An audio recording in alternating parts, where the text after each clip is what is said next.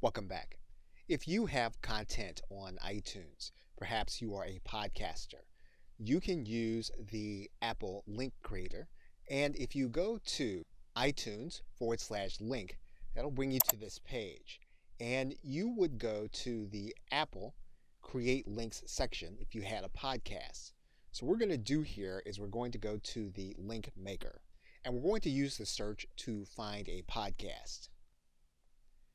Now, assuming that one of these were your podcasts, we can click on this Stories podcast, for example. And what you're going to notice is that we can create a link using any one of these images to embed for people to click on and then be taken to your podcast. Now, if we were to take this link code and copy it, we would then be able to look at it and examine it in a notepad file. When we look at the embed code, we can look at the two pieces and know what each piece does based on our previous knowledge of HTML. Now we can look at this stream of URL, and we know that this is basically going to be our image. So for example, we can copy this link and we can then paste it in a URL. And you'll see the image inside of the web browser here. That means that the other part of the embed code is going to be to the actual podcast.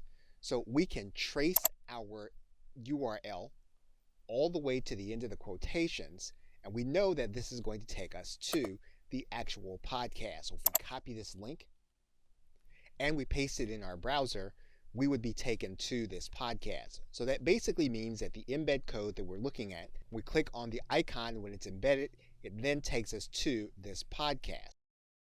We can do the same thing in the toolbox by finding an appropriate podcast, and in this case, even being able to add in an affiliate token if we wanted to do it.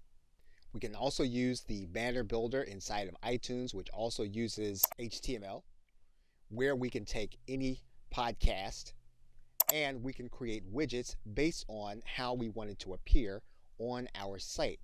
And you'll notice some language that you may recognize. You'll notice that we can place an iframe, or we can have regular embed code, and we can change the size. So again, understanding the embed code will help you to be able to place the code in areas that you want to use in order to direct people to your podcast. Okay, so with that, thanks, and I will see you in another video.